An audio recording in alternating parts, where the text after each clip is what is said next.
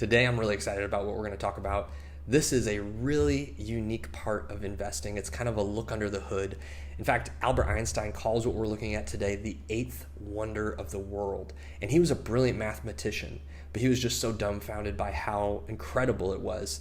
That's what he called it, the eighth wonder of the world. So today we are talking about compound interest and looking at the formula and breaking down the pieces. So in a way, we're kind of like looking under the hood and diagnosing and looking at what makes up the engine of investing so that you know how to grow faster or better or reach your goals in different ways, and also to see what parts of this engine make it go the fastest. And so if you've been in investing circles or you've read books, a lot of times the thing that people talk about is your time horizon being one of the most important, right? Warren Buffett, a famous investor, he's a multi-billionaire. At the time we're recording this, I think he's like worth $88 billion or something like that. So he's a big proponent of long-term investing over a long period of time. He says a lot of people don't want to get rich slow, and that's why they don't make it. Now, that's great, but what if you don't have a lot of time? Or what if you don't want it to take a lot of time? And in all honesty, once we look at this formula, I think you'll see time is actually not the most important. The thing that time does do is it gives you a longer amount for the compounding to take effect. And then it also gives you some buffer for bumps along the way. So that is a really helpful piece. I don't want to say time is not, but in my perspective, it maybe is only the second most important feature. So here, I'll throw up the compound interest formula. Now, if you're not into math, don't freak out here. We're not going to go into some crazy algorithmic theory or Fibonacci sequences. I'm going to break down what this means, and I think it'll make a lot more sense as we move along. So at the end of the equation, the amount is kind of the final amount based on what we're going to plug in, right? The amount you start with, the time, and all of those things. So that's kind of what the equation spits out. The P, principal, is your starting amount. So if let's use a home, for example, because this is true for a home, right? Let's say you're going to buy a home and the home is worth $100,000 and you're buying it outright, let's say. So you put down $100,000, your principal is $100,000. That's your starting point. The 1 is just a number part of the equation. Don't worry about that. The R is an interest rate. Now, this is the interest rate in decimal. So if your home is growing, let's say 4% per year, on average, home prices grow about 4 to 5% a year just because of inflation and other factors. So here you would put 0.04 or 0.05, depending on if it's 4 or 5, rather than 4% or 5%. So it's the decimal of what your interest rate would be. The N, this is an important one, is the number of times your interest is compounded. In this formula, it's per year, right? So if your home grows on average 4% per year, this would just be 1, because one time in the year it grows about 4%, or over a year, you could say, it grows 4%. But then it goes back up into to the power of N, so that same number of frequency, I call it, and then T, time. And this is the amount of time. Now, when you understand this formula, the T doesn't have to be years, but it's whatever time frame you're thinking. So if you're investing in seconds or in days, it could be those, but most of the time people use it in terms of years. So T here is years. So if you're plugging in this formula and you're looking at the growth of this house over 30 years, you would put in 30 there. So you would still have the N, which would be 1 again, and then 30. Now, knowing these components and looking at the formula, what do you think is the biggest driver, the most powerful piece to this equation? Most people will never say principal, right? Principal is something that doesn't really change. And once you kind of have an idea of what compounding is, usually the principal doesn't make a really big difference mathematically, right? Now, a lot of people will say time, and time is a really big one.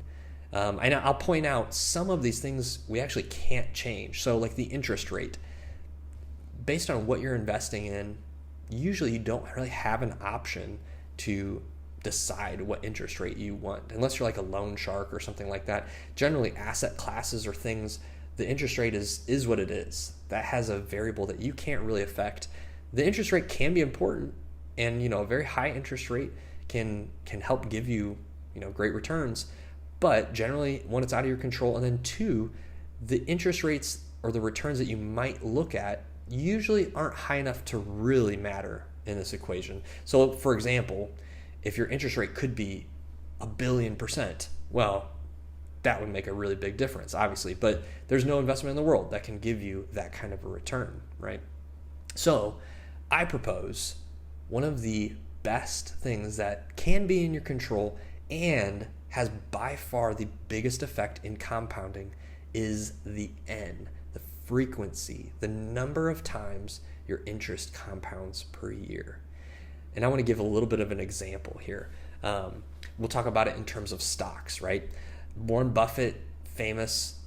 He's a long-term investor and he's made a lot of money, but he has a long time horizon. We're talking about many decades. And so he's had a lot of time for compounding to take place. And so that obviously is helpful. But if you don't have a lot of time, how do you squeeze that or consolidate that? Well, even Warren Buffett, he's thinking in terms of years or decades when he makes an investment. And so it changes his strategy. He's not necessarily worried about making 1% a week or 10% a year. Sometimes he's looking at making 200% in a decade. And that changes then his strategy, how involved he is, what he's doing, how frequently he's even paying attention, right? Now, he probably is paying attention. He seems like a really attentive person. But my point is then, you look at somebody, so that's a very long-term investor. Their strategy is different because their end goal is different. If you look at a swing trader, somebody who is trading on terms of weeks or months, they're looking at something different, right? Many swing traders might be trading for 1% a week or something along those lines. Now, suddenly, if you're looking at trading 1% a week, how you invest and the things you invest in look very different. You're not holding anything long term. Your goal is to find a great opportunity for a 1% gain, get in, get out, you're done, and then let compounding take its effect week over week. So, quick thing to help you think through. The average return on the S&P 500 or the general stock market is about 10% per year. If you're able to swing trade for 1% a week, which is pretty reasonable. It doesn't have to be even one trade. You could do 0.5% or something. But having the goal of 1% in a week, what would be your final amount at the end of the year, your return? There's 52 weeks in the year, so it wouldn't just be 52. It'd be almost 68%. And that's just shooting for 1% a week. You'd be almost tupling the S&P 500. And honestly, 1% a week is a pretty attainable goal. But what if you were a day trader? So instead of looking at things in terms of weeks or months for your goal, now you're looking on a daily goal. Maybe you're only looking to make 0.5% a day. Guess what? One, that's pretty attainable. Maybe you're looking to do 0.25% a day, but your difficulty in the trade you need comes down a bit. There's still high risk in that. Generally, the securities or the things you're trading might be higher risk, but you don't need as much. You also have some time to recover. And so if you're doing day trading, looking for 0.25% or 0.5%, you can grow exponentially more than a swing trader because you are getting much higher frequency, much higher compounding. And so I say that to say, and this is just a stock market example, you could take this over into other things as well, but the frequency at which you can compound your money is by far the most powerful tool. And generally, you can have some effect in that. And so if you are wanting to grow faster and you don't have a lot of time on your side and you can't really do anything with the interest rates, like the interest rates are what they are, the returns, you want to try to find investment strategies that allow you to increase the frequency, the compounding or the multiplication there. And that is by far one of the most powerful pieces in the compound interest formula. So hopefully this was helpful for you. Maybe it will change your mind on what you invest in, how you invest, and get you to financial freedom even faster.